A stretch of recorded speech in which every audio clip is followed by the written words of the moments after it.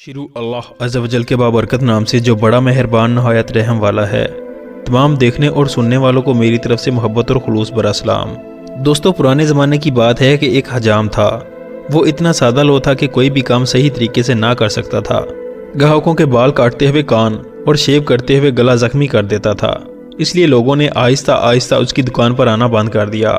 एक वक्त ऐसा आया कि हजाम के पास कुछ भी ना था सिवाय उसके उस्तरे और उसकी बीवी के। उसकी तेज मिजाज बीवी अमूमन उसकी नादानी के ताने देती।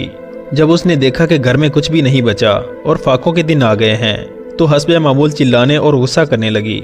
लेकिन हजाम ने सब कुछ चुपचाप सुना और इत्मीनान से कहा, शोरगुल करने से क्या फ़ायदा, ये सब तो तुम मुझे पहले ही सुना चुकी हो। मैं इस बात से इत्तेफाक करता हूँ कि मैं कोई भी काम अच्छे तरीके से नहीं कर सकता और यही हकीकत है जो तुम्हारे सामने है। बीवी कड़क कर बोली, फिर भीख मांगना शुरू कर दो, मैं फाकों से नहीं मर सकती। थोड़ी देर बाद गुस्सा ठंडा हुआ तो हजाम से मुखातिब होकर बोली, तुम बादशाह के पास जाओ और अपनी तंगदस्ती का जिक्र करो, मुमकिन है कि बादशाह हमारी कोई मदद कर दे। हजाम जो पहले ही बीवी के गुस्से से सहमा हुआ था बोला, ठीक है, मैं बादशाह सलामत के पास जाता हूँ, और सीधा बादशाह के महल की तरफ रवाना हो गया। महल पहुंचकर बादशाह से मुलाकात हुई तो अपने हालात बयान किए और मदद की दरख्वास्त की और कहने लगा कि बराहे करम मुझे कुछ अता कर दें।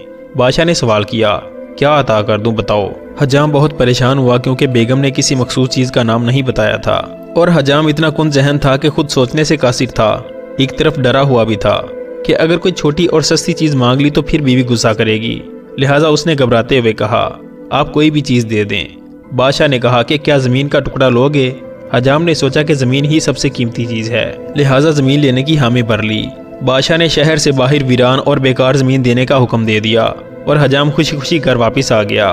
बीवी बहुत बेसब्री से उसकी वापसी का इंतजार कर रही थी।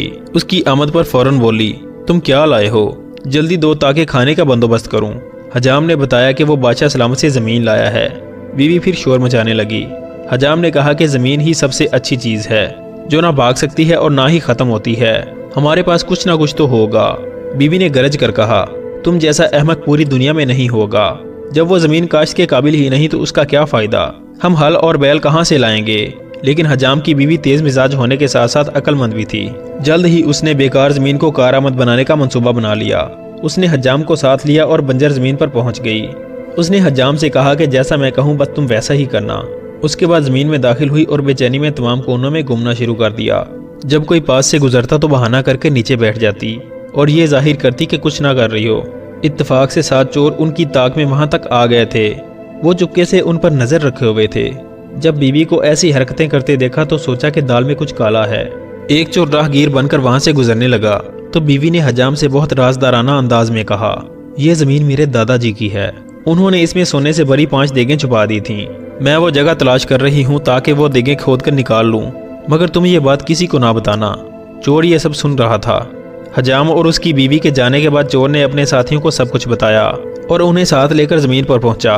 वो सब खजाना तलाश करने में लग गए। तमाम रात वो जमीन खोदते रहे और उसे हमवार करते रहे ताकि किसी को शक ना हो। यहाँ तक कि तमाम खेत इस तरह हो गया कि गोया उस पर अच्छी तरह हाल चला दिया गया हो। मगर इतनी मेहनत के बाद भी उन्हें कुछ ना मिला तो मायूस होकर वापस लौट गए। हजाम और उसकी बीवी जब अगले दिन खेत में आए तो खेत को हमवार और खुदा हुआ देखकर बहुत खुश हुए। एक गल्ला फरोश के पास जाकर कुछ चावल उधार लिए और फसल की कटाई के बाद 3 गुना चावल देने का वादा किया।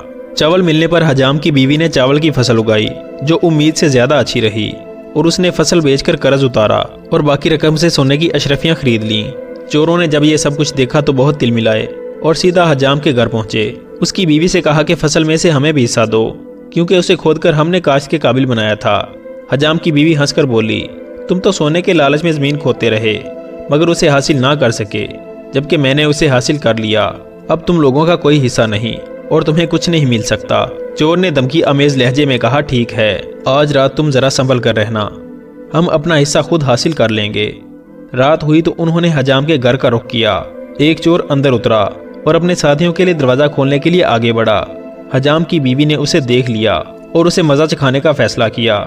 हजाम जो चोरों की धमकी से डरा हुआ था उसने बीवी से पूछा, क्या अशरफियां महफूज हैं। बीवी ने कहा, हाँ, मैंने दरवाजे के करीब जो ताक है उसके नीचे बर्तन में छुपा दी थी और ऊपर मिठाई का डब्बा रखा है ताकि किसी को शक ना हो। चोर ने ये सुना तो बहुत खुश हुआ। उसने बर्तन उठाए और साथियों को लेकर वापस आ गया और उन्हें अपनी अक्लमंदी का कारनामा बड़े फख्र से सुनाया। वो एक दरख्त के नीचे बैठे चोर ने कहा।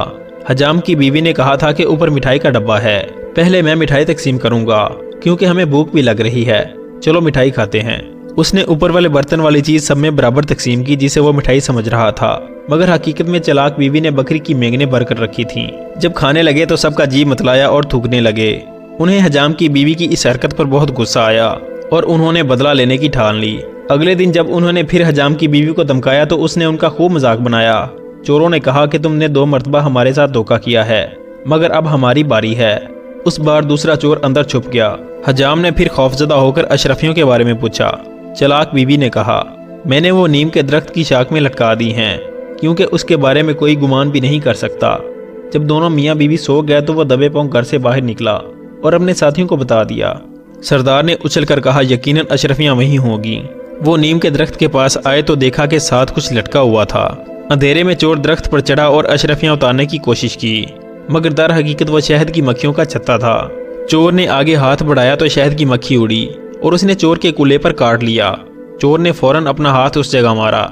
नीचे खड़े चोर बोले, अरे तुम अशरफियाँ अपनी जेब में डाल रहे हो, नीचे अंधेरा है और तुम समझ रहे हो कि हमें कुछ दिखाई नहीं देता।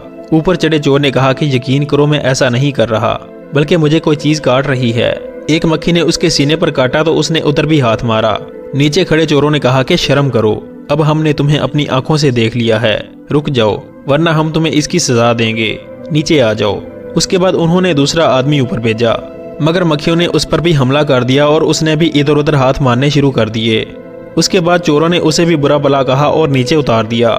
उसके बाद यके बाद दिगरे तमाम चोर ऊपर चढ़े, मगर सबका वही हशर हुआ। सब चोर बुखलाकर भाग गए और हजाम की बीवी ने सोचा कि मैंने उन्हें खूब सबक सिखाया, अब वो कभी वापस नहीं आएंगे, मगर उनका अंदाजा गलत निकला। एक रात खिड़की के करीब से बातें करने की आवाजें आ रही थीं। हजाम की बीवी ने कान लगाकर सुना तो उन्हीं चोरों की आवाज थी। एक लम्हे के लिए तो वो खौफजदा हुई, मगर फिर उन्हें सबक सिखाने की तरकीब सोचने लगी। उसने अपने शौहर का तेजदार उस्तरा हाथ में लिया और खिड़की के करीब छुपकर खड़ी हो गई। एक चोर ने अंदर हालात का जायजा लेने के लिए झांका तो हजाम की बीवी ने उस्तरा घुमाकर उस चोर की नाक काट दी। चोर दर्द से बिलबिलाया और हाय वाय करने लगा। दूसरों ने उसे वापस खींचा और चुप करवाया। उसने कहा कि मेरी नाक किसी चीज से कट गई है। दूसरा बोला कि तुमने अपनी नाक किसी तेजदार चीज से टकरा ली होगी, रुको जरा मैं जाता हूँ। लेकिन उसका भी वही हशर हुआ। नाक कटवा कर वापिस आया और बोला, दोस्तों यकीन करो अंदर कोई तेजदार चीज मौजूद है। तीसरे ने कहा, मुमकिन है कि तुमसे भी कोई गलती हुई हो, अब मैं जाता हूँ। और फिर उसकी भी नाक कट गई। इस तरह तमाम चोरों का यही हाल हुआ। अब सरदार की बारी आई। सरदार ने सबकी नाक कटी देखी तो अपनी नाक बचाने के लिए बोला, एक आदमी को सही सलामत रहना चाहिए ताकि दूसरों की देखभाल कर सके, आओ अब चलते हैं। उनके जाने के बाद हजाम की बीवी ने चिराग जलाया और तमाम नाक जमा करके संदूक में रख लिए। इससे पहले कि चोरों के जख्म भरते, गर्मियां शुरू हो गईं। हजाम और उसकी बीवी ने रात को अपनी चारपाइयां बाहर सेन में बिछा लीं। उनका यकीन था कि चोर अब उनके घर कभी वापस नहीं आएंगे। एक दिन चोर आए और हजाम की बीवी की चारपाई उठाकर चलते बने। हिलने जुलने से हजाम की बीवी की आंख खुल गई। उसने देखा कि वो चोरों के कंधों पर सवार है और 3 चोर पीछे चल रहे हैं। उसने अपने हवास कायम रखे और बचने की तरकीब सोचने लगी, मगर कुछ ना सूझा। आगे जाकर वो लोग एक दरख्त के नीचे पहुंचे। हमें कुछ देर आराम करना चाहिए, हम बहुत थक गए हैं, ये कहकर उन्होंने चारपाई नीचे रख दी। बरगद का दरख्त देखकर हजाम की बीवी के दिमाग में एक तरकीब आई। उसने कंबल की तह इस तरह बिछा दी, गोया मालूम हो कि वो ऊपर सो रही है और खुद बरगद की एक शाख पकड़कर लटक गई। चांदनी रात थी। चोरों के सरदार ने कहा, तुम जागो और हम जरा थोड़ी देर सो लें, क्योंकि जख्म अभी मुकम्मल भरे नहीं थे और दर्द से बुरा हाल था। वो सब सो गए और सरदार इधर उधर टहलने लगा। हजाम की बीवी ने ऊपर चढ़कर सफेद चादर से अपना मुंह ढांप लिया और आहिस्तगी से गाने लगी। सरदार ने ऊपर देखा कि एक औरत सफेद नकाब में ऊपर बैठी है। सरदार बहुत खूबसूरत था। उसने सोचा कि शायद ये एक परी है और मेरी खूबसूरती से मुतासिर होकर गा रही है। उसने सुना था कि चांदनी रातों में परियां जमीन पर उतरती हैं। उसने मूंछों को ताव दिया और कहा, प्यारी परी नीचे आ जाओ, मैं तुम्हें नुकसान नहीं पहुंचाऊंगा। लेकिन वो मुसलसल गाती रही और सरदार की बात का कोई जवाब ना दिया। सरदार दरख्त पर चढ़ा और उसके करीब जाकर कहा, क्या बात है खूबसूरत परी, क्या तुम मुझे पसंद करती हो? हजाम की बीवी ने ठंडी सांस भरते हुए कहा, लंबी नाक वाले मर्द बेवफा होते हैं और तुम भी उन्हीं में से हो। सरदार ने कसम खाकर कहा कि मैं तो बेवफा नहीं हूँ। हजाम की बीवी ने कहा, अच्छा अगर ऐसी बात है तो अपनी ज़बान बाहर निकालो। میں تمہاری زبان دیکھ کر بتا دوں گی کہ تم جھوٹے ہو یا سچے۔ سردار نے زبان باہر نکال کر منہ حجام کی بیوی کے قریب کیا تو حجام کی بیوی نے اس طرح کے وار سے اس کی ناک کاٹ ڈالی، جس سے اس کی زبان بھی زخمی ہو گئی۔ وہ درد سے چلایا اور حواس باختہ ہو کر نیچے گر پڑا۔ اس کے ساتھی ہڑبڑا کر اٹھ بیٹھے۔ ساتھیوں نے پوچھا کیا بات ہے؟ سردار نے اوپر اشارہ کر کے بولنا چاہا، مگر زبان زخمی ہونے کی وجہ سے کسی کو اس کی بات کی سمجھ نہ آئی۔ دوبارہ پوچھا تو سردار نے پھر اوپر اشارہ کر کے کچھ بتانا چاہا، مگر ہر کوئی سمجھنے سے قاصر تھا۔ کسی نے کہا، لگتا ہے اس برگد کے درخت پر کسی چڑیل کا ڈیرا ہے اور سردار پر اثر ہو گیا ہے۔ حجام کی بیوی انہیں گھبراتے ہوئے دیکھ کر اپنی چادر پھیلا کر خوفناک آوازیں نکالنے لگی۔ اوپر دیکھ کر چوروں کے چہرے خوف سے زرد پڑ گئے۔ وہ اتنا گھبرائے کہ دوبارہ اوپر دیکھنے کی جرت تک نہ ہوئی اور سردار کو اٹھا کر بھاگنے لگے۔ حجام کی بیوی اپنے گھر آ گئی۔ چوروں نے سوچا کہ ہم طاقت کے بل پوتے پر حجام کی بیوی سے کچھ حاصل نہیں کر سکتے، لہٰذا انہوں نے قانون کا سہارا لیا۔ وہ بادشاہ کے پاس گئے اور سارا واقعہ بیان کیا۔ حجام کی بیوی کو بلوایا گیا تو اس نے تمام کہانی بہت صفائی سے سنا دی اور ثبوت کے طور پر کٹی ہوئی ناکیں اور زبان کی نوک پیش کر دی۔